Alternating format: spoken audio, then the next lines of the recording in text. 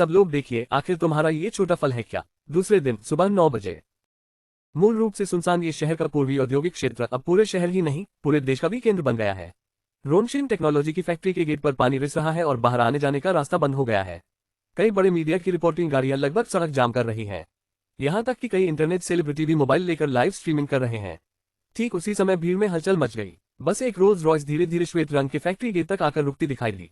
जो जैन बॉडीगार्डों की भीड़ के बीच नीचे उतरे। उनके चेहरे पर गर्मजोशी और आत्मविश्वास से भरी हल्की मुस्कान थी। तभी मौके पर चमकती लाइटें जल उठी और रिपोर्टर झटपट भीड़ में धंसकर तुरंत इंटरव्यू करने लगे। क्या आप रोनशिन टेक्नोलॉजी के धोखाधड़ी के सबूतों को समझते हैं? और इस तरह की आत्मप्रचार वाली लाइव स्ट्रीमिंग के बारे में आपकी क्या राय है?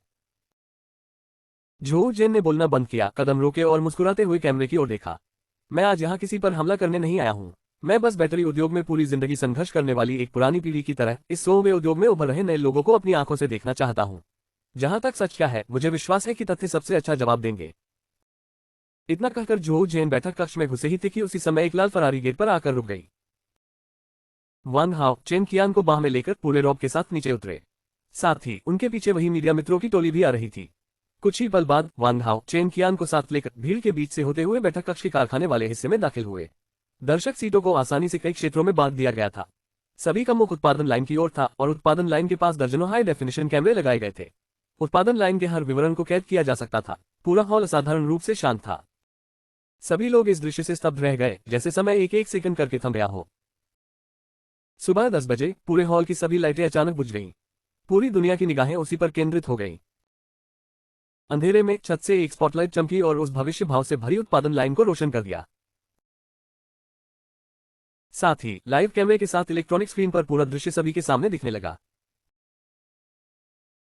उस समय हॉल में लोग जोर शोर से चर्चा कर रहे थे और जो जेन पहली पंक्ति की ईंट की बनी सीट पर भौहें चढ़ाए बैठे थे। उन्होंने एक नजर में ही देख लिया कि यह उत्पादन लाइन उनकी समझ से बाहर है।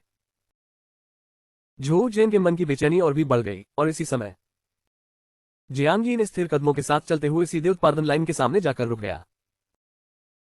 सभी अतिथि मीडिया मित्रों को सुप्रभात। मैं रोनशिन टेक्नोलॉजी का सीईओ जियांगी हूं। आज हम आप सभी को दिखाएंगे सबसे बुनियादी कच्चे माल से शुरू करके रोनशिन नंबर 1 बैटरी कैसे बनाई जाती है। अब मैं आपसे हमारे अध्यक्ष छोटे फल श्री को आपका व्यक्तित्व सभी के सामने प्रस्तुत करने के लिए आमंत्रित करता हूं। आपने कस्टम सूट पहना है, आपकी आंखों में शांति झलक रही है जैसे पानी हो। इसके बाद वे अनायासी उत्पादन लाइन के कंट्रोल पैनल के पास पहुंचे और हल्के से उस पर झुक गए। इस प्रेस कॉन्फ्रेंस में आप सभी का स्वागत है। जैसा कि जियांगी ने कहा था, आज हम केवल एक काम करेंगे, मौके पर उत्पादन। बोलिए, आप कंट्रोल पैनल पर वह बटन दबाए। अगले ही सेकंड पूरी शांत पड़ी उत्पादन लाइन जाग उठी। 100 से अधिक संकेतक लाइटें बारी बारी से जल उठी और मैकेनिकल आर्म भी धीरे धीरे ऊपर उठने लगे। ये स्टैंड बाय मोड में चली गई और साथ ही इलेक्ट्रॉनिक स्क्रीन भी जगमगा उठी। उसे कई क्षेत्रों में बांट दिया गया था। मुख्य दृश्य है उत्पादन लाइन नंबर 1 के वर्कस्टेशन का क्लोजअप शॉट। बस शीशे के नीचे ढेर सारी बुनियादी कच्ची सामग्री पंक्तिबद्ध दिखाई दी और उसके बाद जिंगी ने एक एक करके हर कच्चे माल का परिचय देना शुरू किया। सिलिकॉन डाइऑक्साइड से लेकर ग्रेफाइट पाउडर और कार्बन तक जॉर्ज जेन ने ऐसा व्यंग्य दिखाया मानो वह कुछ भी छिपा नहीं रहा हो। तो गु नोंगजू क्या इस तरह समय खींचना चाहता है? और वैंग हाओ तो और भी हंसते हंसते आगे झुक गया। क्या ये जूनियर हाई के छात्रों को पढ़ा रहा है? लाइव स्ट्रीम रूम के अंदर भी तरह तरह की चिढ़ाने वाली टिप्पणियों की बारिश आ गई। लेकिन उसी समय उत्पादन लाइन अचानक चालू हो गई। बस एक यांत्रिक भुजा ने निर्धारित मात्रा में कच्चा माल उठाया और फिर उसे पूरी तरह बंद भट्टी में डाल दिया। स्क्रीन पर उपकरण के भीतर का तापमान डेटा पल भर में तेजी से बढ़ गया और साथ ही वह शांत स्वर में समझा रहा था। हमारी अपनी आयन टकराव तकनीक के जरिए कच्चे माल को परमाणु अवस्था में विघटित किया जा सकता है और सभी अशुद्धियां हटा दी जाती हैं, जिससे शुद्ध सिलिकॉन कार्बन तत्व प्राप्त होता है। फिर सिलिकॉन परमाणुओं की संरचना में बदलाव करके एक विशिष्ट त्रि-आयामी छिद्रयुक्त सिलिकॉन कार्बन ढांचा बनाया जाता है। यह वह कुंजी है जिसमें अत्यधिक ऊर्जा घनत्व और स्थिरता होती है। हर शब्द जैसे एक भारी बम की तरह फट रहा था। जॉर्ज जेन के चेहरे की मुस्कान उन पेशेवर शब्दों के सामने पूरी तरह जम गई। वह ऐसी शब्दावली केवल तकनीकी पत्रिकाओं के अग्रभाग में या फिर साइंस फिक्शन उपन्यासों में ही सुनता था। यहां तक कि मैंने तो इसे केवल विज्ञान कथा उपन्यासों में ही सुना था। इस समय जॉर्ज जेन अचानक सीधा बैठ गया और अपनी आंखें तेजी से हिलते हुए डेटा पर टिकाए रखी। स्क्रीन पर हर डेटा आइटम की प्रक्रिया एकदम परिपूर्ण थी। उस क्षण के बाद जॉर्ज जेन ने धीमे स्वर में तकनीकी निदेशक को आदेश दिया, मुझे जांचकर बताओ कि ये चीजें आखिर कहां से आई हैं। लेकिन तकनीकी निदेशक का माथा ठंडे पसीने से भर आया। जो महोदय, मैं पहले ही जांच कर चुका हूं। इस तकनीक को लागू करने वाली प्रयोगशालाएं पूरी दुनिया में 5 से अधिक नहीं हैं और जो नमूने बनाए गए हैं वे सभी 1 टन के हिसाब से हैं। ये सुनते ही जॉर्ज जेन का दिल धीरे धीरे बैठ गया। जैसे ही उत्पादन अगले चरण में पहुंचा, जिंगी ने समझाना जारी रखा। एक एक करके अवधारणात्मक शब्द सामने आते गए और जोर्जन अचानक सिर उठाकर देखने लगा। उसकी आंखों में एक तीखी चमक झलकी। मैंने इस दृश्य की जड़ पहचान ली। यह जरूर पहले से तैयार की गई वीडियो है। बस मुझे एक ऐसी मांग बताइए जिसे वे पूरा नहीं कर सकते। यह दृश्य तो तुरंत ही मंच पर ही भेज दिया जाएगा। सोचते ही जोर्जन अब और हिचकिचाया नहीं। वह अचानक अपनी सीट से खड़ा हो गया और जेंगी की व्याख्या को बीच में ही काट दिया। जेंग महोदय, जरा रुकिए। आप जो ये तकनीकें दिखा रहे हैं वे सचमुच देखने लायक हैं, लेकिन मैं कैसे तय करूं कि यह किसी बेहद अच्छी तरह से बनी वीडियो नहीं है। यह बात निकलते ही भीड़ में तुरंत हलचल मच गई और सब लोग एक एक कर सवाल उठाने लगे। इस समय जोर्जन के होठों की ठंडी मुस्कान और गहरी हो गई। मैं मांग करता हूं कि यह वीडियो तुरंत बंद किया जाए। मैदान में मौजूद किसी भी मीडिया मित्र को हमारे कैमरे का उपयोग करके उत्पादन लाइन की लाइव शूटिंग करने के लिए यादृच्छिक रूप से चुना जा सकता है और फुटेज को बड़े स्क्रीन पर दिखाया जाएगा। यदि आप ऐसा कर पाएं तो मैं पूरी दुनिया के सामने आपसे माफी मांगूंगा। ये कहते ही पूरा कारखाना सन्नाटे में डूब गया। सबकी निगाहें तुम पर और जेंगी पर टिक गईं। वैंग हाओ की उत्तेजित दलीलें सुनकर भीड़ में शोर मच गया। वे यकीनन नहीं मानेंगे। मैं तो कहूंगा वे एक गिरोह भर के ठग हैं। समय एक एक मिनट एक एक सेकंड बीतता गया। आखिरकार तुम धीरे धीरे उठ खड़े हुए, फिर कदम बढ़ाकर मंच के सबसे आगे पहुंच गए और तुम बस इतना ही कर सके। तुम्हारा जवाब मानो सबके दिमाग में बिजली की तरह गूंज उठा। यहां तक कि जोर्जन के चेहरे की मुस्कान भी पल भर में सख्त पड़ गई, लेकिन उसने फिर भी अपने दिल की धड़कन को जबरदस्ती दबाए रखा। गोडोन में पहले से ही इतना आकर्षण है, तो फिर यहीं से कहना शुरू करते हैं कि जोऊ जेन ने कंपनी के मुख्य कैमरामैन को भेजा। जियांगी ने किनारे खड़े होकर कर्मचारियों की ओर इशारा किया। कर्मचारियों ने बहुत जल्दी एक डेटा केबल उठाकर आगे आ गए। इसके बाद जियांगी ने कहा, यह एक बैकअप इंटरफेस है, इसे सीधे बड़े स्क्रीन से जोड़ा जा सकता है। जोऊ सर, कृपया। जोऊ जेन ने यह सुनकर होंठ चिबाए और खुद कैमरा ऑपरेटर के पास चले गए। डेटा केबल ठीक से जोड़कर कैमरा ऑपरेटर को आदेश दिया कि लेंस को अल्ट्रासोनिक वेव की ओर केंद्रित करे। एकीकरण उपकरण पर जोऊ जेन ने जोर से कहा, मुझे चाहिए कि तुम लोग अभी इस प्रक्रिया को फिर से करो। मैं इस उपकरण के अंदरूनी हिस्से की पूरी शूटिंग करना चाहता हूं। यह मांग पहले की तुलना में कहीं अधिक कठोर है, लेकिन तुम्हारी प्रतिक्रिया फिर से सभी की अपेक्षाओं से बाहर है। इसमें कोई समस्या नहीं। हालांकि मंच के नीचे खड़े होकर शायद साफ न दिखे, इसलिए बेहतर होगा कि आप और कैमरा ऑपरेटर खुद मंच पर आए। 0 दूरी पर हर कदम की जमीन स्तर पर पुष्टि की जाएगी। एक भी ऑपरेशन की आवाज पूरे सभागार को चौंका देगी। जोऊ जेन का दिमाग तुरंत खाली हो गया। मंच पर आना यानी वह चुनौती लेने वाले की पहचान बदल देगा। पूरी दुनिया की नजरों के सामने सब कुछ जांचते हुए ये सब सच है, एक बार भी गलत नहीं। वह लॉन को इस सदी की सबसे बड़ी हंसी बना देगा, लेकिन अगर वह समान स्तर पर बदलाव को स्वीकार नहीं करता। वह अंदर से घबरा गया और सोचने लगा कि जोऊ जेन को एक सांस लेने दिया जाए। फिर वह आगे बढ़ा, कदम बढ़ाते हुए मंच पर चढ़ गया और कैमरा ऑपरेटर तुरंत उसके पीछे पीछे चल पड़ा। तुम देख रहे हो, कोई बेकार की बातें नहीं है। बस घूमकर नियंत्रण कक्ष में जाओ और बटन दबाओ। अगले ही पल प्रोडक्शन लाइन शुरू हो गई और सामग्री के एकीकरण की प्रक्रिया आरंभ हो गई और कैमरा ऑपरेटर ने तेजी से कैमरा उपकरण पर चिपका दिया। इस समय बड़े स्क्रीन पर कैमरे से ली गई वास्तविक छवियां दिखाई देने लगी। बस 2 समान रंगों के पाउडर इंजेक्ट किए गए और फिर वे तारों के बादलों की तरह तेजी से घूमने लगे। वे किसी अदृश्य शक्ति के नीचे खींचते और फाड़े जाते रहे। 2 गाढ़े सघन धुएं के गुबार में बदल गए, फिर एक अजीब मंचीय व्यवस्था के निर्देशन में पूरी तरह निर्बाध रूप से पूरे प्रक्रिया में समा गया और यह सब विज्ञान फैंटेसी फिल्म जैसी इथेरियल सुंदरता से भरा था। साथ ही रियल टाइम डेटा दिखा रहा था कि हर सूचकांक उत्तम मान तक पहुंच गया है। प्रक्रिया बहुत जल्दी समाप्त हो गई। इस समय जोऊ जेन का पूरा शरीर कांप रहा था। उसके चेहरे पर भय भरा हुआ था। यह असंभव है कि यह सच हो।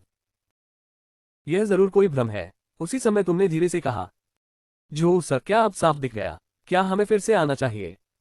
अपना चेहरा वहां ले जाकर फिर एक बार मार खाना। जोऊ जेन ने आंखें फाड़कर देखा, उसके सामने के बाल काले थे।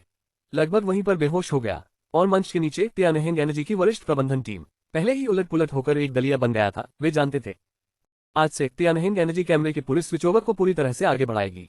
बैटरी उत्पादन अभी भी जारी है और भी अधिक विज्ञान कथा जैसे उपकरण एक एक करके चालू किए जा रहे हैं।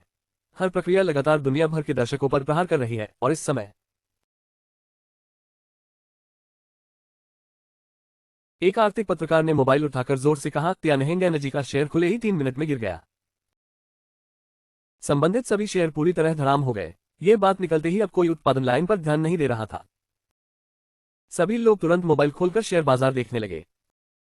वांग हाओ वहीं जड़ होकर बैठा रहा, उसका मोबाइल लगातार बजता रहा। कॉल कनेक्ट होते ही उसके पिता की गुस्से भरी आवाज आई, तुमने आखिर किया क्या है? शेयर की कीमत धड़ाम हो गई। कंपनी पूरी रात परेशान रही। तुमने मेरे बॉस को भड़काने क्यों गए? आवाज बहुत धीमी थी। वांग हाओ का हाथ बेबस होकर ढीला पड़ गया और माहौल अस्त व्यस्त हो गया। उस अजीब सी आवाज ने फिर से गूंजना शुरू किया, जैसे एक दाने रेत से शुरुआत हुई हो। जब तक वह पूरी तरह से लांचिंग नंबर 1 बैटरी तक पहुंचा, पूरा मामला 15 मिनट 23 सेकंड लगा। आज की लाइव स्ट्रीम यहीं समाप्त होती है। ये कहकर वह मंच की ओर थोड़ा झुक गया। फिर वो मुड़ा और तुम्हारी ओर चला आया, सिर उठाकर तुम्हें देखा और सीधा खड़ा हो गया। उसने मंच के नीचे किसी भी तरह की छाया नहीं देखी, बस सभी की नजर के सामने था। और जियांग ये अंदर दाखिल हुआ। पीछे के धातु वाले दरवाजे के भीतर सिर्फ कारखाने का मिला-जुला जटिल माहौल और भावनाओं से भरा एक समूह बचा था। पीछे का दरवाजा बंद होने की वह घड़ी जैसे दो दुनियाओं को अलग कर देती है। बाहर पहाड़ों सी गड़गड़ाहट और समुद्र सी लहरों जैसा शोर, हड़बड़ी और अफरा-तफरी थी। अंदर सुई गिरने की आवाज भी सुनाई दे सकती थी। शांग और जियांग ने लंबी सांस छोड़ी। खत्म हो गया, अभी तो खत्म भी नहीं हुआ, ये सब तो बस शुरुआत है। जियांग ने मौन मुस्कान के साथ सिर हिलाया। उसके बोलने से पहले ही अगली ही पल मोबाइल बुरी तरह कंपन करने लगा।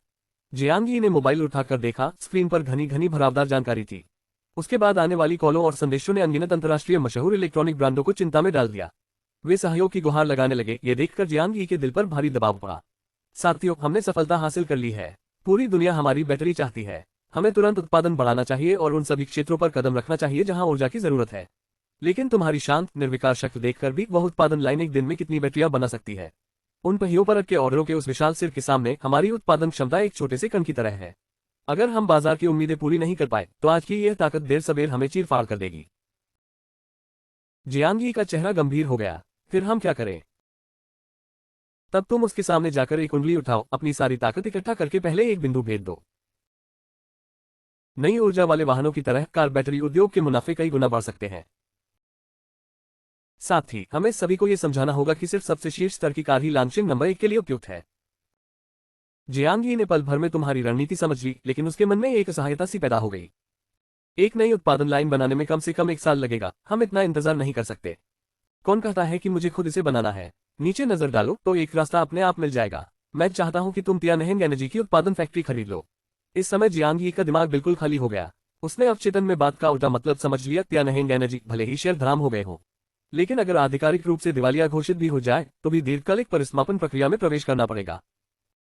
ये प्रक्रिया 1.5 साल में भी पूरी नहीं होगी। हमें इंतजार करने की जरूरत नहीं है। तियानहेंग एनर्जी के पीछे बैंक ऋण है, और वह भी तियानवेन डिजिटल का बैंक ऋण।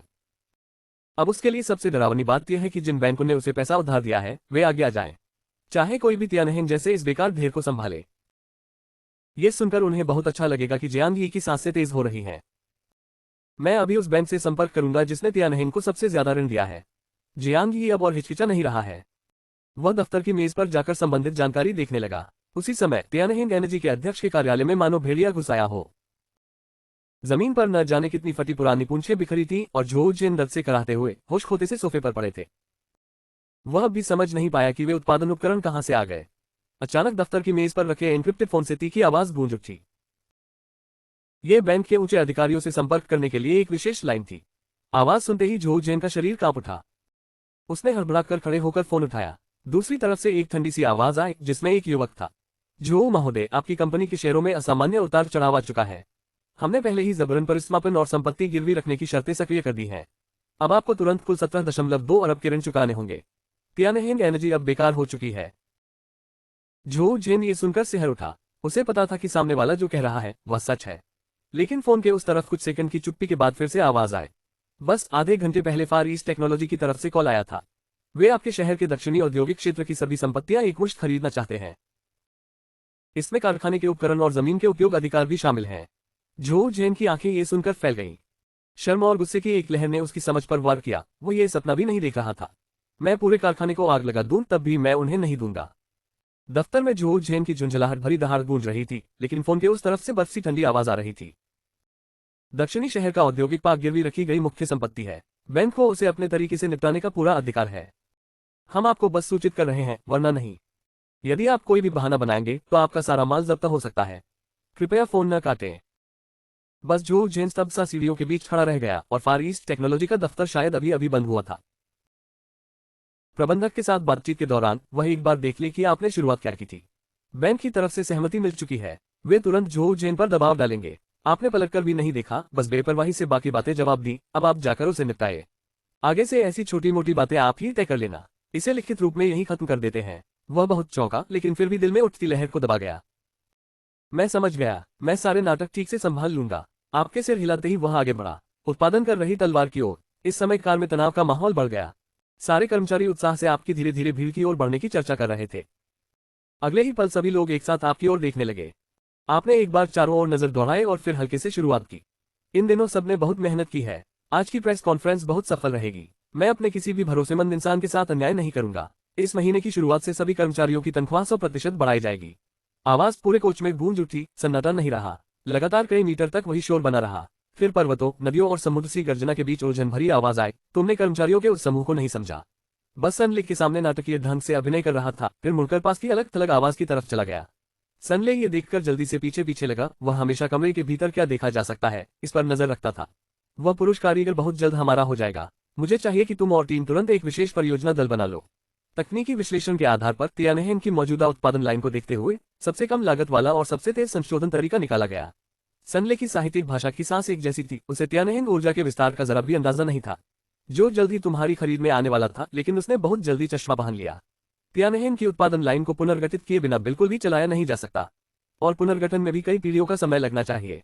फिर भी तुम इतनी दूर क्यों भाग रहे हो? हमारी कुछ अनूठी तकनीक को सक्रिय रूप से छोड़कर मौजूदा उपकरणों का उपयोग करके एक नया उत्पाद तैयार किया जाए। कमजोर संस्करण की स्थायी बैटरी जैसी प्रदर्शन क्षमता। ये दमित बाजार में मौजूद सभी बैटरियों को चुनौती देने के लिए काफी है, और साथ ही इंजीनियरिंग की मात्रा भी कई गुना बढ़ जाएगी। मैं समझ गया बॉस। हम 2 सीरीज लॉन्च कर सकते हैं। स्वनिर्मित, जो सबसे उच्च स्तरीय ऑटोमोबाइल और एरोस्पेस क्षेत्रों के लिए समर्पित है, जबकि तियानहेन द्वारा निर्मित वाला अंतिम बाजार में प्रतिस्पर्धा करने के लिए है। 2 दिनों बाद मैं निश्चित रूप से प्रारंभिक योजना की रिपोर्ट पूरी कर दूंगा। इतना कहने के बाद सनले तुरंत मुड़ा और चला गया। कुछ ही देर बाद वह हेडक्वार्टर के मुख्य रास्ते पर आकर सीधे आगे बढ़ गया। वह समतल जमीन पर आगे की ओर आया, चांदी के निशान वाली तरफ। हमारी खरीद योजना पहले ही मंजूर हो चुकी है और तियानहेन ऊर्जा की संपत्ति सुरक्षा प्रक्रिया भी शुरू कर दी गई है। उन्होंने लगभग हमारी सारी शर्तें स्वीकार कर ली, लेकिन तुम तो बस एक क्षणिक झटका थे। मैंने कहा था, ये बातें तुम्हारे पूर्ण अधिकार क्षेत्र में हैं। मैंने अभी सनले से एक योजना के बारे में बात की थी। तुम आगे बढ़कर देखो, अगर और कोई बात नहीं है तो मैं पहले चलता हूँ। अगर कुछ हो तो मुझे संदेश भेज देना। मैं कह चुका हूँ, तुम बस मेरे पास ही रहना और दूर मत जाना। अब तुम्हें खरीदारी के सामान लेने जाना है, फिर जाकर मेटा क्राइसिस युग में आगे खुदाई करनी है। आधे घंटे बाद ग्लोबल वेयरहाउस के थोक बाजार में आकर ये पूरे शहर का सबसे बड़ा माल संग्रह केंद्र है। चारों ओर देख लेने के बाद तुम सीधे बाजार के घेरे वाले दफ्तर में चले जाओ। नमस्ते, मुझे कुछ सामान खरीदना है। इतना कहकर वह कागज की एक ड्राइंग निकालता है। मेज पर बैठा प्रबंधक लापरवाही से सूची लेकर कुर्सी को स्कैन करता है। अगले ही पल उसका चेहरा पल भर में जम गया। प्रीमियम स्पेल डाटा, हर एक 500 डिग्री पर जमी हुई सुअर, गाय और भेड़ का मांस और 100 प्रथम श्रेणी विशेषज्ञ। आपको यकीन है कि मैंने गलत नहीं लिखा? तुम लोग बात कर रहे हो बस यूं ही। बैंक के कैफे मैनेजर को हिलाते डुलाते हुए देखकर उसने तुरंत एक चुलबुली सी मुस्कान ओढ़ ली। मेहमान, जरा रुकिए, मैं अभी जाकर समन्वय करता हूं और सुनिश्चित करता हूं कि सबसे तेज गति से माल भेज दिया जाए। अगले कुछ घंटों में पूरा थोक बाजार व्यस्त हो गया। असंख्य फोकलिफ्ट और ढुलाई कर्मचारी बड़े बड़े थैलों में रखी खुशबूदार जमी हुई मक्की और दूसरी चीजें गोदाम से बाहर ले जा रहे थे। फिर उन्हें दर्जनों विशाल कंटेनर ट्रकों में लादा गया। इस समय तुमने माल की गुणवत्ता की निगरानी की हुई थी, जो कि बाजार के पीछे एक अस्थायी ट्रांसशिपमेंट गोदाम किराए पर लेकर बहुत जल्दी कई लदे हुए कंटेनर ट्रक गोदाम में घुस गए। सूची में सामान तेजी से ढेर बन गया। थोड़ी ही देर बाद सब कुछ तुम्हारे पास पहुंच गया। तुमने पैसे बड़े आराम से चुकाए। इससे प्रबंधक और भी उत्साहित हो गया। उसने खुलकर कहा कि बाद में फिर उसे कोई छूट दिलवा देना। कुछ ही समय बाद आप सभी को भगा देंगे और फिर पहाड़ जैसे जमा किए गए चावल के बोरे के सामने हल्का सा हाथ हिलाकर चोट की ओर इशारा करेंगे।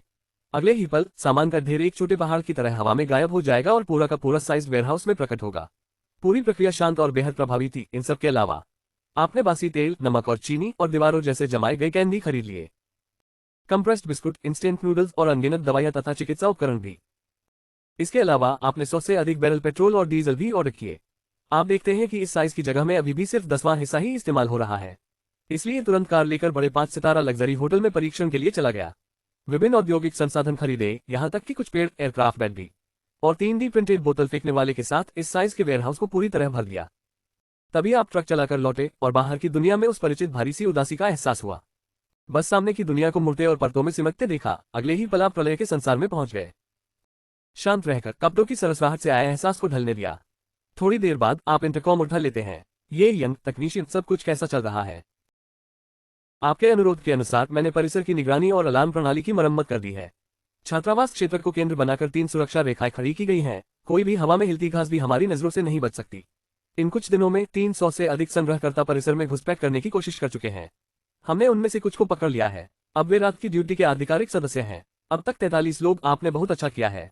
यह मेरी उम्मीद से भी बढ़कर है। अब लोगों को चौक पर भेजिए। मैं आपके लिए कुछ चीजें लाया हूं, बॉस।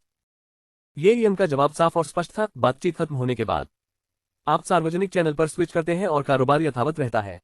एक छोटा सा वाक्य मानो गहरे पानी के बम की तरह, सफेद धमाके जैसा। अगले ही पल इंटरकॉम पर बात करने वाला छोटा सा अग्रिम मोर्चे का व्यक्ति। आंशी को हवा का झोंका महसूस हुआ। लाइट टावर को भी हवाएं मिली, झंझावात पहुंच गया। निंग युआन की प्रेस कॉन्फ्रेंस को 2 दिन नहीं आए, लेकिन इससे चारों बड़ी ताकतों को भीतर ही भीतर असहजता महसूस हुई। बीफ की खुशबू और शराब की तीखी मस्ती का पूरा आनंद लेने के बाद कोई भी पहले जैसे जीवन के बारे में सोचना नहीं चाहता था। अफवाहें थी कि आप व्यापार से असंतुष्ट हैं, यहाँ तक कि कुछ लोग कहते हैं कि आप पहले ही बहुत बदकिस्मत थे। अब जब आप फिर लौट आए हैं, तब चारों बड़ी ताकतों को कुछ राहत मिली। लगभग 20 मिनट ये यंग ने टीम भेजी जो गाड़ी चौक पर पहुंची। उसमें नेता था, एक दागदार चेहरा, पसीने से तर। इस समय उसके चेहरे पर अब कोई थकान नहीं बची थी, उसकी जगह सम्मान और गर्मी से बचाव था। साहब नमस्ते, देखते ही हल्के से हाथ हिलाया। अगले ही पल गांव की सामग्री दिखाई दी। वहां कैन और समुद्री भोजन, भेड़ के रिब्स भी थे, और पेय, बियर, मूंगफली भी। यहाँ तक कि ऑर्गेनिक पेन पर एक बिल्कुल नया रूपांतरित दिव्य निर्माण रिफाइनिंग उपकरण भी है। आपके पीछे पड़ी इनाम और सहायता की बातें येली को छोड़कर करने दो। सामग्री प्रबंधन में पर्याप्त चाकू के दाग और चेहरे के निशान हैं। आंखों के पल भर में ही लाल, धन्यवाद बॉस, मैं निश्चित रूप से इसे छोड़ दूंगा। और कारोबारियों की टीम के चले जाने के बाद चारों प्रमुख शक्तियों के लेन देन में इस बार वे जो सोना लाए हैं, उसकी और भी ज्यादा जरूरत की चीजें हैं। राशि अधिक है। पूरे लेन देन के दौरान उसने जरा भी हिचकिचाहट नहीं दिखाई। चारों प्रमुख शक्तियां आपके सामने किसी प्राथमिक विद्यालय के छात्र जैसी लग रही हैं। टकराव स्थल पर सभी लोग चौक से चले गए और फिर से सन्नाटा लौट आया। तुम जो हासिल किया है उसे गिनो। 500 किलोग्राम चांदी की राशि ढूंढ लो और 63 सोने के सिक्कों की राशि भी। इसके बाद तुमने बिना किसी हिचकिचाहट के सभी राशियों को शोषण स्थल पर एक विशाल ऊर्जा की लहर में बदल दो। अपना मंच प्रदान करते हुए पूरी ताकत से आगे बढ़ो और 500 तक तेजी से खींचो। साथ ही आयामी भंडार में 6000 ली तक फेंका जा सकता है। और अब अंतरिक्ष स्थानांतरण को अनलॉक करने के लिए तुम अपनी मानसिक शक्ति खर्च कर सकते हो। केवल 20 मीटर बार बार तुम अपनी इच्छा से आत्मा बाहर निकाल सकते हो। मानसिक शक्ति से कुंडली खोलते ही तुम कम से कम 30 बार दिव्य धनुष का उपयोग कर सकते हो। इसके बाद तुम परीक्षण शुरू करते हो। मन शक्ति को कठोर सिक्कों पर केंद्रित करके दिव्य सृजन करो। कुछ ही पलों में कठोर सिक्कों की गति सुपरसोनिक तक बढ़ जाती है। शरीर के भीतर उफनती शक्ति को महसूस करते हुए वह हंस पड़ता है। यही तो अपशिष्ट दुनिया की सबसे मूलभूत विधि सी है, जो तुम्हें संवाद मशीन के जरिए कनेक्ट करके एक नाव बनाती है। झोउ युआन और वांग चोननिंग को चौक पर बुला लो। मैंने तुरंत बायोलू का जवाब तय कर दिया, इसमें कोई ज्ञान नहीं था। जल्दी करो, हवा में वाहन लेकर चौक तक पहुंचो। कुछ पूरी तरह सशस्त्र सैनिक झोउ युआन और वांग चोन के दोनों लोगों की रक्षा करते हुए वे तेजी से ऊपर चले गए। कुछ ही क्षण बाद तुम दक्षिणी पर्वत द्वार की गहरी सांस लेते हुए चले जाते हो। वहां 3 उत्पादन आधार हैं, लेकिन भावनाएं बहुत खराब हैं। पहला वाला शहर के उत्तर में सबसे महत्वपूर्ण केंद्र है। क्षेत्र की विधि एक लाश की तरह है जो पश्चिमी उपनगर के संग्रहालय में विद्रोह कर रही है। वहां जनसंख्या घनत्व बहुत अधिक है, लेकिन अब ये पहले ही एक मृत शहर बन चुका है। जहां तक तीसरी जगह की बात है, दूरी बहुत दूर है। मौजूदा यातायात स्थिति के हिसाब से भी वहां तक जा सकता है। तियानकियो कंपनी के पास सैनिटरी नंबर 7 के अलावा और कौन सी तकनीक है? इस समय वांग चोननिंग और झोउ युआन ने एक दूसरे की आंखों में देखा और फिर वांग चोननिंग को बोलने दिया। थंडर गॉड 8 नंबर की ऊर्जा घनत्व 7 नंबर की 3 गुना है और उसकी अधिशेष उत्पादन क्षमता कुछ विशेष उपकरणों के लिए खासतौर पर विकसित की गई है।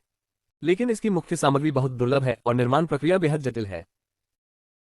कम लागत वाली कंपनी सिर्फ पश्चिमी उपनगर के लॉजिस्टिक्स बंदरगाह आधार तक ही सीमित है। ले शेन की उत्पादन लाइन के प्रमुख ली वेन चुपचाप रहे। माहौल थोड़ा गंभीर हो गया। तभी झोउ युआन ने अचानक उत्तेजित होकर बोलना शुरू किया। चेनकोन कंपनी सिर्फ बैटरी सप्लाई ही नहीं है, रूपांतरण से पहले ही कंपनी ने भारी निवेश किया था। उसने विस्तार लाइन योजना शुरू की। अंतिम उत्पादन इनपुट विस्तार लाइन नंबर 1 है। उद्देश्य खनन का निर्माण करना है। इसकी ऊंचाई लगभग 6 मीटर है। पूरी तरह इलेक्ट्रिक ड्राइव होने के कारण यह अधिकतम ले जा सकता है 6 ले शेन नंबर 8 बैटरियों के साथ। पूरी तरह चार्ज होने पर 72 घंटे तक काम किया जा सकता है। उच्च तीव्रता वाले प्रभाव को सुनकर यदि आप कुछ सोच रहे हैं, ये चीज भले ही लड़ाई के लिए न बनी हो, लेकिन थोड़ा सा संशोधन करके भी इसे बनाया जा सकता है। जब एक निष्कलंक युद्ध यंत्र के बारे में सोचा तो तुमने तुरंत सवाल उठाया। यदि आप विस्तार से सुनेंगे तो आपको और जानकारी मिलेगी। मुख्य अनुसंधान एवं विकास आधार तक विस्तार 200 किलोमीटर दूर है, जो शहर के आधार में 3 काउंटियों के विस्तारक है।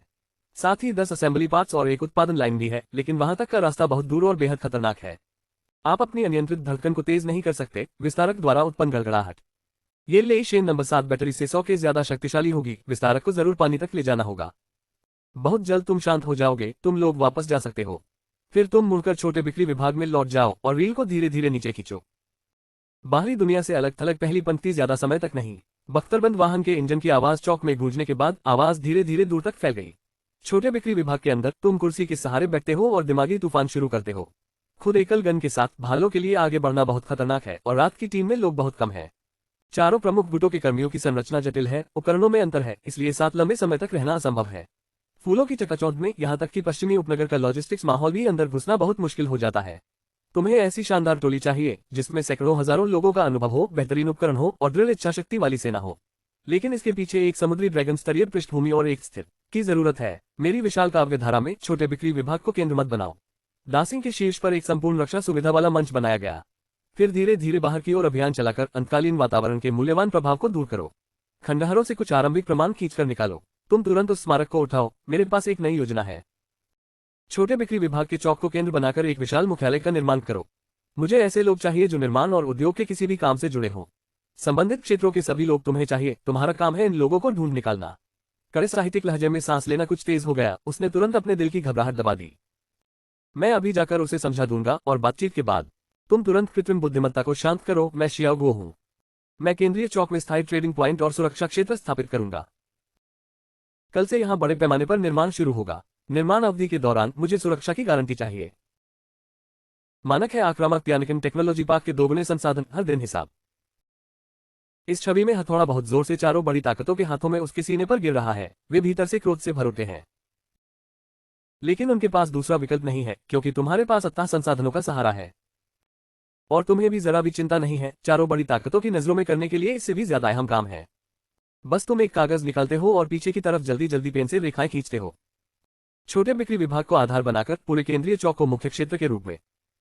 पहला कदम है चारदीवारी बनाना, ताकि बड़े पैमाने के बाजार का सामना किया जा सके। यहां तक कि यह केंद्रित परिवर्तित प्रकार के टकराव से होने वाली वृद्धि की शुरुआती अनुमानित ऊंचाई को कम से कम 10 मीटर तक झेल सकती है और इसकी मोटाई 3 मीटर से कम नहीं होनी चाहिए। दीवार की जड़ में लोहे की छड़ों से बंधी चांदी जैसी टांगें लगाकर इसे मजबूती से स्थिर करना होगा।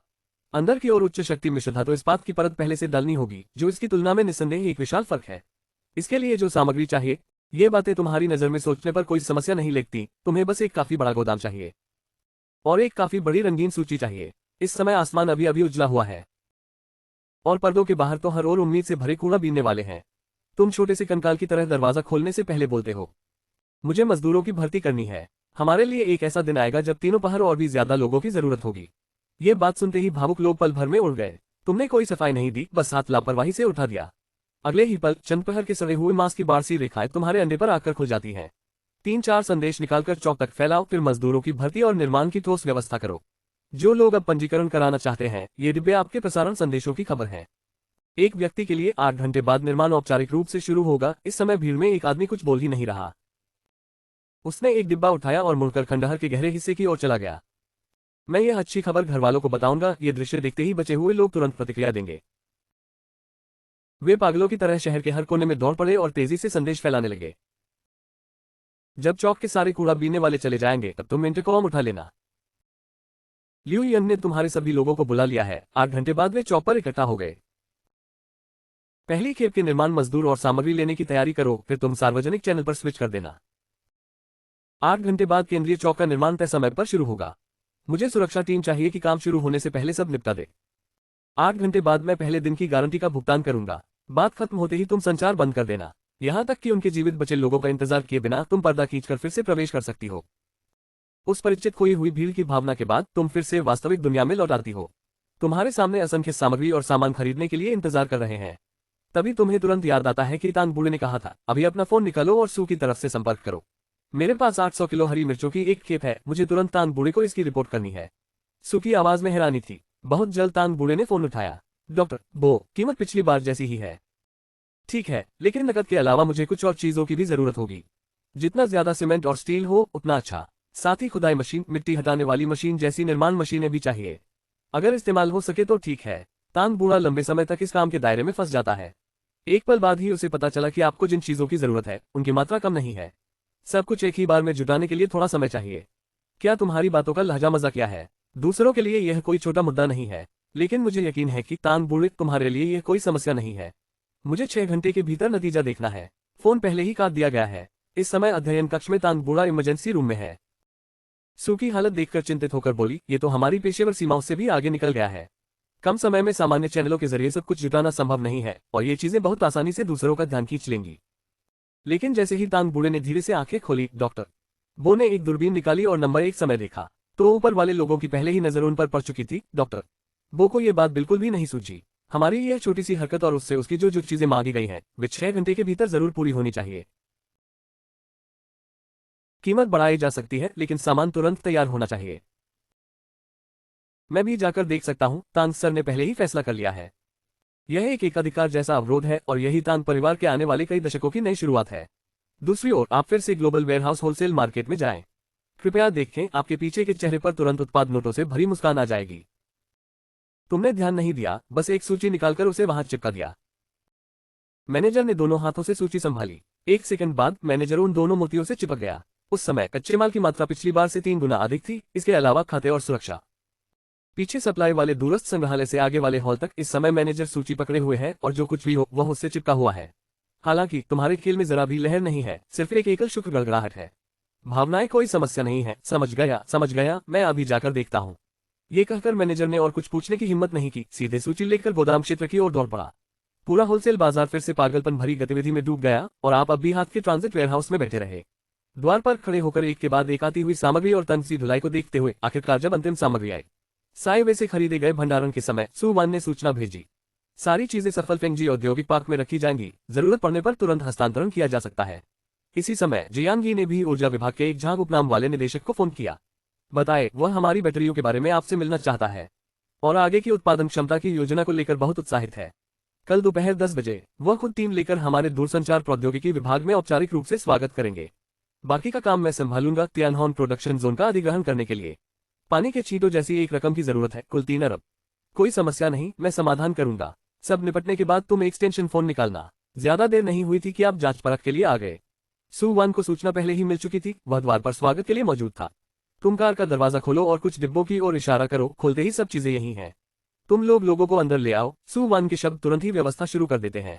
फिर तुम्हें बैठक कक्ष में ले जाया गया। बैठक कक्ष में तान सर के चेहरे पर एक पल को भी मुस्कान नहीं आई। मेरा दिल सह नहीं पा रहा। तुम जो चीजें चाहते हो मैं तुम्हारे लिए पूरी कर चुका हूँ। तुम्हारी यह स्थिति देखकर भी मुस्कान है। तान सर को काफी मेहनत करनी पड़ी।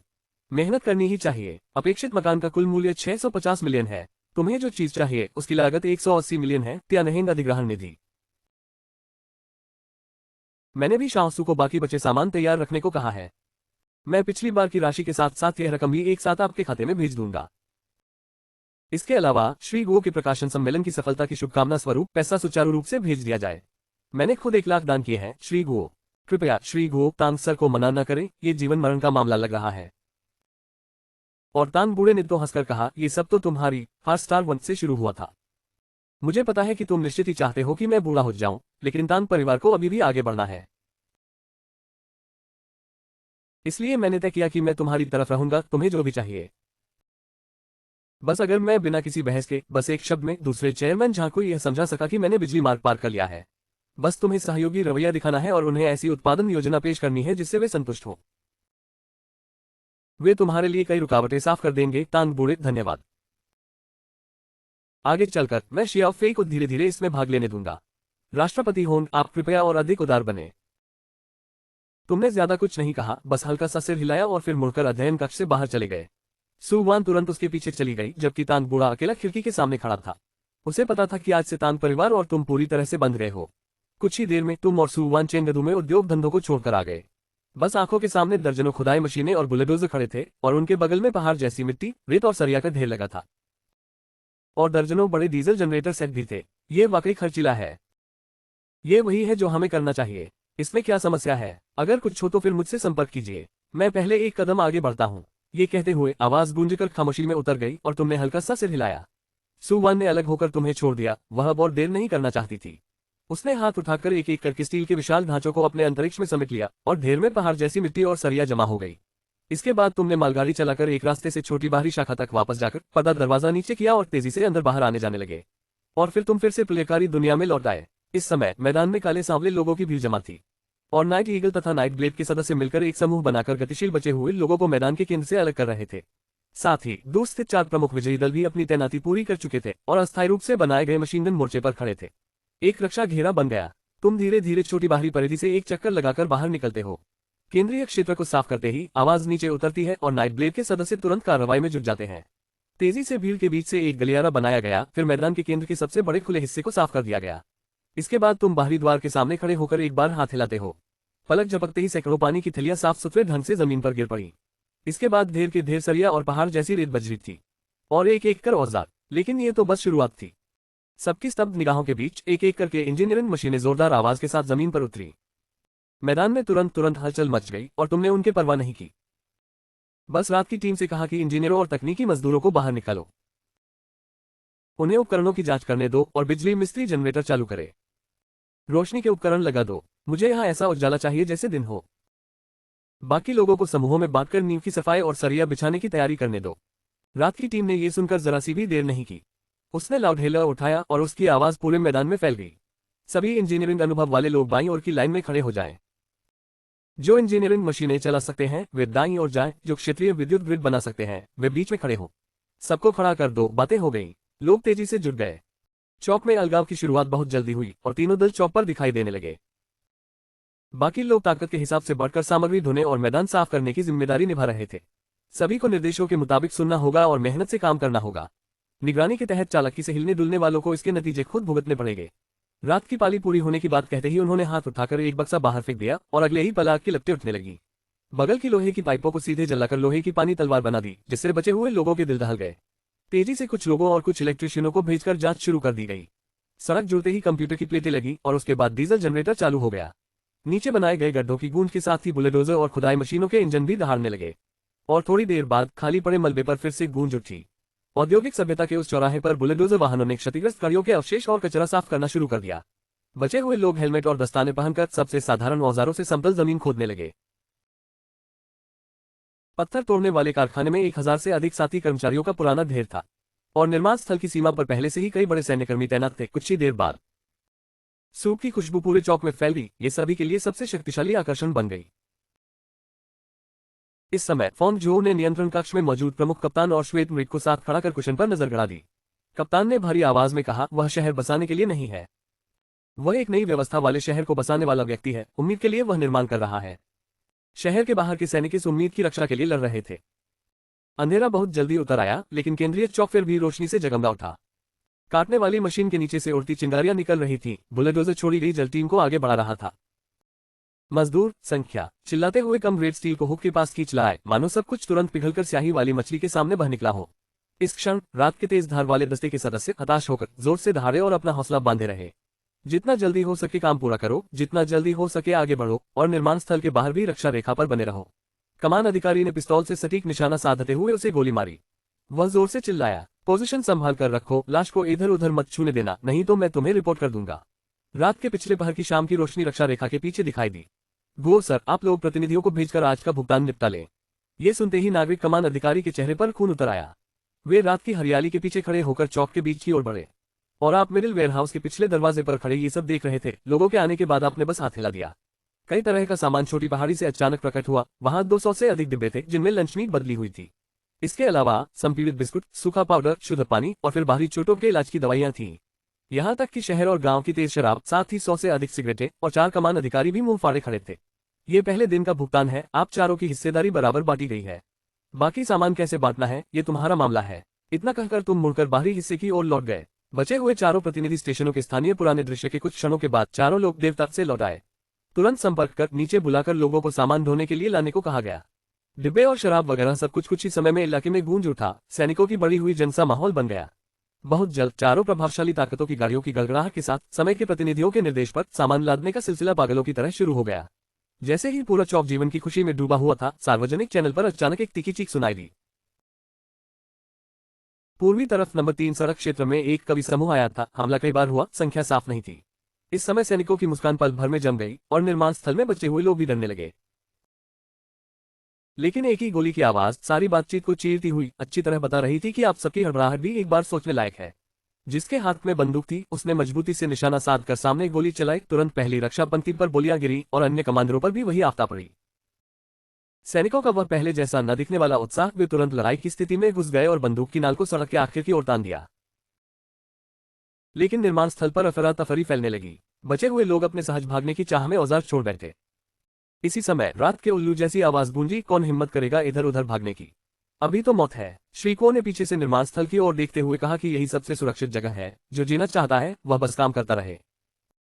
यह बात निकलते ही भीड़ थोड़ी शांत हो गई, लेकिन डर अब भी बना हुआ था। इस समय जमीन की कंपन और भी साफ महसूस होने लगी। शीशे के शवों के समूह से पानी की लहरों की तरह उछाल उठने लगा। अगले ही पल गोलाकार रक्षा पंक्ति पर दर्जनों मशीन गनों ने एक साथ आग उगल दी। घनी बारिश ने शवों के ढेर में दरारें सी बना दी और विस्फोट की आवाज पूरी रात के आकाश में गूंजती रही। सैनिकों ने शवों के ढेर को 200 मीटर से बाहर ही रोक दिया। शवों की संख्या वाकई बहुत कम थी। जैसे जैसे लड़ाई धीरे धीरे उलझती गई, तभी शवों के ढेर के पीछे से एक भारी दबा हुआ गर्जन सुनाई दिया। एक ज़ॉम्बी सा प्राणी शवों के बीच से निकल आया। उसका पूरा शरीर कठोर सींग सी चमड़ी से ढका था। उसने सीधे हथगोले की परवाह किए बिना पादल शवों के पास बने विशाल बिंदु की रक्षा पंक्ति को चीरते हुए हवा निकाल दी। बस इतना हुआ कि रात के उल्लू के हाथ से निकली एक दूसरी रोशनी ज़ॉम्बी के सिर की हड्डी से टकराकर पल भर में सब कुछ गड़बड़ा गई। फिर वह पीड़ादायक असर के तहत पटरी से उतर गई और अंततः रक्षा वायु स्थिति पर जा गिरी। रेत की बोरियों और विशाल घोड़ों के फटकर बिखर जाने से वह अजीब सा सिर फिर कभी उठ न सका। इस समय अन्य जाग चुके लोग भी हाथ पांव मारने लगे। कुछ ही देर में शवों के ढेर में तरह तरह की कोशिशें शुरू हो गईं। लेकिन सड़क अंततः अनुकूल नहीं रही। शवों का ढेर केंद्रित होकर तेजी से नष्ट नहीं किया जा सका। संचार चैनल पर दहाड़ती आवाजें और मदद की पुकारें एक साथ मिल गईं। लड़ाई की स्थिति और भी भयावह होती गई। हालांकि सैनिक बहादुरी से लड़ रहे थे, रक्षा पंक्ति में लीक होना फिर भी अनिवार्य रूप से दिखाई देने लगा। दर्जनों ज़ॉम्बियों ने फायर नेट तोड़ दिया। ये देखकर सैनिकों को पूरे दल की तरह झोंक देना पड़ा। जैसे जैसे खोई हुई आवाजें बढ़ती गईं, पूरी रक्षा पंक्ति बेहद खतरनाक हो गई। निर्माण स्थल पर बचे लोग मजबूत शरीर वाले किसी झुंड की तरह कांपने लगे। रात का उल्लू भी चेहरा गंभीर कर बैठा। इसी समय तुम छोटे रास्ते से बाहर आए। अगले ही पल तुम्हारी परछाई गायब हो गई और फिर कुछ ही मीटर दूर दिखाई दी। लगातार कई चमकदार झलकियों के बीच तुम ऊंचे स्थान पर पहुंच गए और शांति से युनलान के शवों के समूह को निहारने लगे। ये देखकर सभी लोगों की नजरें तुम्हारी ओर मुड़ी और तुम्हारे सामने एक लकड़ी का बक्सा दिखाई दिया जो तुरंत टूट गया। तभी दर्जनों स्टील की गोलियां तिरछी होकर निकल पड़ी और हवा में झूल गईं।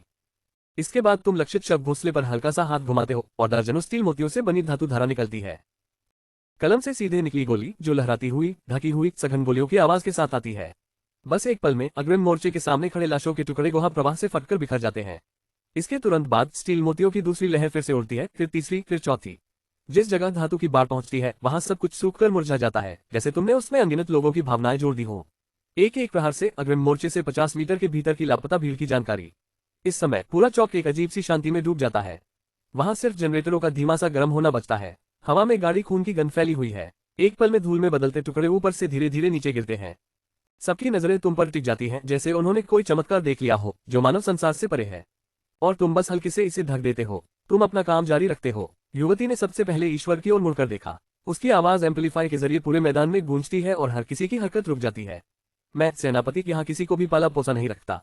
अगली ही सेकंड भीड़ में हलचल शुरू हो जाती है। बचे रहने की उम्मीद के साथ बहुत जल्द वे फिर से काम में लग जाते हैं। हर किसी के दिल में गहरा सम्मान जाग उठता है। चट्टान पर खड़ा इनका राजा घटनास्थल की तस्वीरें देख रहा था, लेकिन वह भी कुछ नहीं कर सका।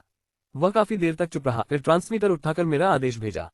अब से चट्टान पर मौजूद सभी लोग बिना किसी शर्त के मेरे सेनापति के आदेश का पालन करेंगे। समय दीपक के अनुसार चट्टान के भीतर का सफेद तोपखाना पहले ही अनुमान लगा चुका है। तुम्हारे पास दो विकल्प हैं। वह अपनी विश्लेषण रिपोर्ट समूह को भेज देगा, लेकिन सिर्फ एक वाक्य सुनकर ही उसने सारी जांच पड़ताल छोड़ दी और पहले से मौजूद सारे इस्तेमालों को पूरा मान लिया। इस समय तुम छोटी दुकान की कुर्सी पर बैठे हो और दिमाग में अभी अभी हुई कार्रवाई दोहरा रहे हो। तुम भली भांति जानते हो कि छोटी दुकान से स्वयं बाहर निकलना जोखिम भरा है, लेकिन फिर भी इसे खुद करने का चुनाव करने की अपनी वजह है। अग्रिम मोर्चे में किसी भी कमी का होना निश्चित रूप से हताहतों में बदलेगा। और तुम बिल्कुल सही मौके पर हो। इस बहाने तुम सबको झकझोर सकते हो। लेकिन सबसे जरूरी है कि चारों प्रमुख नेताओं को एक जवाब दिया जाए। उन्हें यह एहसास दिलाओ कि तुम सिर्फ छोटी दुकान तक सीमित नहीं हो, बल्कि निर्माण स्थल पर बढ़ती हुई उथल पुथल भी तुम्हारी मौजूदगी का सबूत है। इस बार की मुख्य उपलब्धि शक्ति ही अंत समय की एकमात्र भूत है। ये सोचकर तुमने यानिन को संदेश भेजा कि वह जाकर युद्ध भूमि की सफाई कर दे। जिन्हें नहर वापस लाने की बात थी, यानिन ने सुनते ही तुरंत यानरेन की छोटी टुकड़ी इकट्ठी कर ली। इसके बाद नहर वापस लाने का आदेश दिया गया। यानरेन के सभी सदस्य शब्द सुनते ही तुरंत निकल पड़े। स्थिति देखकर चारों प्रमुख कमांडर भी कुछ बोले और सैनिकों की मदद की। इसी कारण आधे घंटे के भीतर ही युद्ध भूमि पूरी तरह साफ कर दी गई। यानिन दर्जनों ऊर्जा टैंकों को लेकर छोटी दुकान के दरवाजे तक पहुंचा। लेकिन जैसे ही तुमने नहर सेना की ओर हल्का सा हाथ घुमाया, उस क्षण आधी नहर गायब हो गई और रुकी नहीं। बाकी आधा टैंक में ही रह गया। तुम बिच्छू और अन्य 3 कमांडरों की ओर देखते हो। तुम चारों की स्थिति और तुम्हारी बातों की लय 4 लोगों की सांसों की एकरूपता बनाती है। गो साहब, इस बार की लड़ाई का मुख्य निर्णय आप ही ने किया था। हमें इतना असहज सुनकर तुम हाथ हिलाकर इशारा करते हो। बस युद्ध में भाग ले लो और मेहनत का फल मिलेगा। तब फिर गुओ साहब का बहुत बहुत धन्यवाद। बाकी 3 लोग भी फौरन दौड़कर दादेसू के साथ लग गए। इसके बाद चारों ने मिलकर नदी का काम पूरा कर लिया। तुम बचे हुए लोगों की तरफ देखो, फिर हाथ उठाकर जोर से बोलो। खाना शुरू होते ही अगले ही पल खुशियों की आवाजें अचानक फूट पड़ी। बचे हुए लोगों ने एक एक करके औजार फेंक दिए और पागलों की तरह सैनिकों के पतीले की ओर दौड़ पड़े।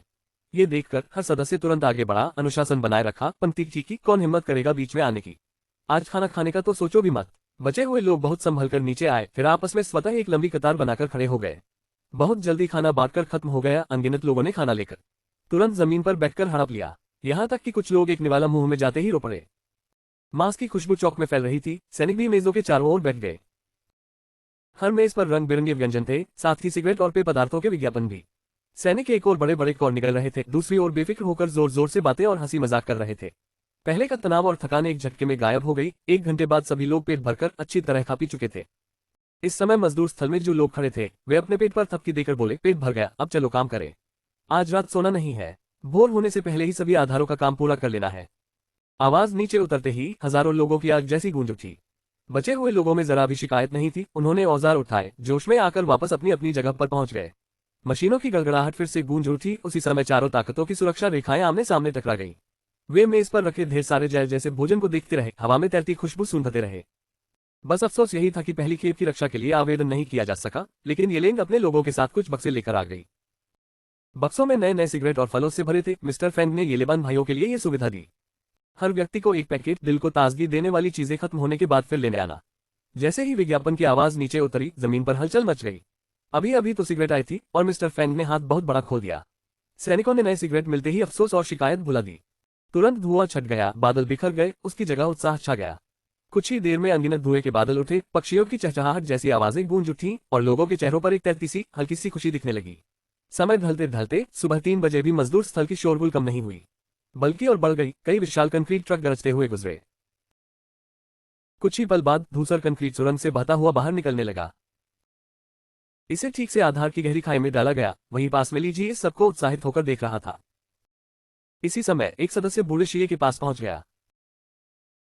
मी फैंग ने तुम्हें दादाजी वेन की झोपड़ी में खोज लिया और थोड़ा सा चौंके, लेकिन फिर भी तेजी से छोटे मैक की ओर दौड़ पड़ा। इस समय तुम दरवाजे पर रखी कुर्सी पर बैठे थे। झोपड़ी में दरवाजे पर रुककर उसने सम्मानपूर्वक कहा, मी फैंग, आप मुझे किस काम से ढूंढ रहे हैं? तुम हल्का हल्का सिर हिलाते हुए बोले, मैंने बेकार की बातें नहीं की। इसके बाद एक कागज की शीट आगे बढ़ा दी। ये भूमिगत आवाज ठीक है, लेकिन दीवार के हिस्से में कुछ बदलाव करने होंगे। बात पूरी होते ही नेल्ली के ऊपर ऊपर से भागते हुए उसने चित्रों पर जल्दी जल्दी निशान लगाकर बता दिया। घनी भीड़ में ड्रम की ताल के बीच नेल्ली ने तुमसे पूछा, क्या तुम भी बहुत शांत हो? दीवार के भीतर डिजाइन के लिए जगह छोड़ी गई है, साथ ही अंदरूनी चैनल, ऊपर का निरीक्षण छज्जा और देखने का मंच भी बनाया गया है। केबल डक्ट पहले से छोड़ा गया है ताकि कैमरा और खोज लाइट आसानी से लगाई जा सके। मैं चाहता हूं कि ये दीवार सिर्फ लाशों को ही नहीं रोके, बल्कि उन्हें घायल भी कर दे। जहां तक लोगों की संख्या और सामग्री की बात है, तुम्हें चिंता करने की जरूरत नहीं। नेल्ली की सांसें भी गहरी और स्थिर हो गई हैं। उसे एक नजर में समझ आ गया कि यह मानक सैन्य रक्षा कार्य है। इस समय नेल्ली ने सिर उठाया और उसकी आंखों में एक सी चमक थी। ये कहते ही वह चित्रों के साथ मुड़ा और दौड़ पड़ा और गुआंगदी उसके पीछे आ गया। नेल्ली ने नीचे आकर सारी तकनीकी बारीकियों पर जोरदार वार किया। उसने नए चित्रों के अनुसार एक एक करके मुख्य बिंदु समझाए। बहुत जल्दी रंग रोगन और सजावट से सब कुछ प्यारा और चमकीला हो गया। बचे हुए लोग अलग अलग लाल झंडों वाली टीमें बन गए, लेकिन उनके चेहरों पर थकान नहीं दिखी, सिर्फ काम पूरा होने की खुशी थी। इस समय सभी डीजी पहले ही पूरी तरह कंक्रीट से ढाले जा चुके थे। इंजीनियरों ने चित्रों के चारों ओर हस्ताक्षर कर दिए। वे स्टील से आकृति रूप वाले बाहरी आवरण के हिस्से तैयार कर रहे थे। ये सांचे दीवार की स्टील रॉड के ढांचे के बीच स्थिर किए जाएंगे। इसके बाद बस कोनों के अनुसार कंक्रीट की दीवार के जमने का इंतजार करना है, फिर मानक फायरिंग और अंदरूनी मार्ग बन जाएगा। अब निर्माण की कठिनाई पहले से कई गुना बढ़ गई है, फिर भी किसी को कोई आपत्ति नहीं है। उन सभी के मन में साफ है कि यह मजबूत दीवार ही हर किसी के जीवित रहने की आशा है। हस्ताक्षर करने वाले इंजीनियर ने क्रेन चालू की और दीवार के पहले हिस्से को धीरे धीरे उठाकर डीजी पर ठीक से रख दिया। जेड धुंध की स्टील रॉड से मजबूती से जुड़े इस जोड़ के साथ पूरे निर्माण स्थल में मानो गरज जैसी जय जयकार गूंज उठी। बचे हुए लोग अपने हाथों में औजार लहराते हुए लाल आंखों वाले ज्वलंत उत्साह से भर उठे। वे गर्व से अपनी मेहनत से बनी गाड़ियों को देख रहे थे और पास से गुजरते सुरक्षा बल के जवानों ने भी देखा कि वे सामान्य पृष्ठभूमि से हैं। उन्होंने निर्माण स्थल में आकाश धरती उलट देने वाली भव्यता देखी और दीवार की दृढ़ता पर मन ही मन प्रशंसा की। इसी बीच भोजन की खुशबू फिर से फैलने लगी। साथ ही रात के रक्षक की आवाज गूंजी और सब लोग नाश्ता करने आ गए। कुछ मेजों पर खाना रखा हुआ था, भाप उठाती हुई ताजा पकी हुई चावल की मिठाई थी। ताजा निकली बंस की टोकरियां भी थी। कामगारों ने उन्हें देखते ही औजार नीचे रख दिए। फिर वे अनायासी लंबी कतार में लग गए। इस बार कोई भी आग में झोंके जाने वाले भेड़िए की तरह नहीं था। वे धीरे धीरे खाते रहे, मानो फिर से अपने पुराने स्थिर जीवन में लौट आए हों। तभी तुम छोटे से सफेद हिस्से से बाहर निकलकर नेल्ली को दरवाजे पर बुलाते हो। मुझे 12 घंटे के लिए जाना है। जब मैं यहाँ नहीं रहूंगा तब इसकी पूरी जिम्मेदारी तुम्हारी होगी। निर्माण की प्रगति रुक नहीं सकती। चारों ओर फैली बड़ी ताकतों वाली इस इमारत के मामले में तुम भी समन्वय करो। भर्ती जारी रखो। लोगों की ज्यादा चिंता मत करो। बस सत्यापन के बाद अगर कोई दिक्कत न हो तो उसे अंदर भेज दो और काम में लगा दो। रात के गार्ड की आवाज ठीक ठीक सुनते ही उसके मन में पक्की छाप पड़ गई। ठीक है मालिक। फिर तुम मुड़कर छोटे सफेद हिस्से में लौटते हो और आगे बढ़कर चुआ सो करने लगते हो। असली दुनिया में लौटने के आधे घंटे बाद तुम युवानशीन टेक्नोलॉजी कार्यालय भवन के नीचे पहुंचते हो। इस समय जियांगी पहले ही दरवाजे पर गुओडोन के साथ मौजूद थे। शांत सी झांक, वे ऊपर बैठक कक्ष में हैं। आप अंदर जाकर कुछ संकेत दीजिए। इसके बाद जियांगी के साथ अंदर जाने पर आप थोड़ी ही देर में बैठक कक्ष में पहुंच जाते हैं। बस एक अधेड़ उम्र का आदमी छाया में बैठे थे, वही ऊर्जा विभाग के शांत सी झांक थे। उनके पीछे एक सचिव भी खड़ा था। शांत सी झांक ने आपको देखते ही खड़े हो गए। गुओ सर, आप तो काफी युवा हैं, आप भी हाथ बढ़ाकर हल्की सी मुस्कान दीजिए। शांत सी झांक, नमस्ते। जियांगी ने प्रक्रिया के अनुसार कंपनी की विकास योजना का परिचय देना शुरू किया। शांत सी झांग ने बहुत ध्यान से सुना और सचिव ने तेजी से नोटबुक पर लिखते हुए कुछ ही मिनटों में जियांगी का परिचय समाप्त कर दिया।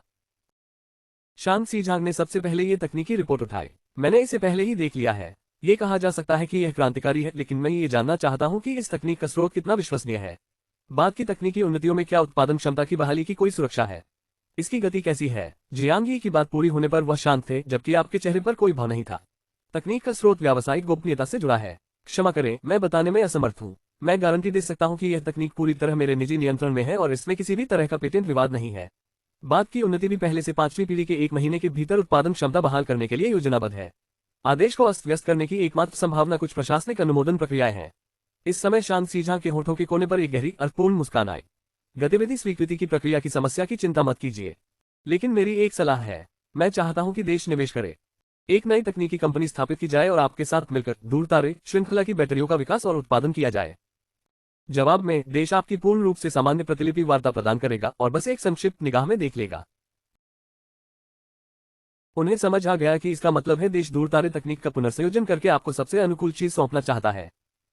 अगले ही पल आप मुस्कुराते हुए सुझाव देते हैं, ये बुरा नहीं है, लेकिन लगता है आपने एक बात गलत समझी है। आज मैं यहाँ देश की मदद मांगने नहीं आया हूँ, बल्कि देश को एक मौका देने आया हूँ, ऊर्जा क्रांति में अग्रणी स्थान हासिल करने का एक मौका।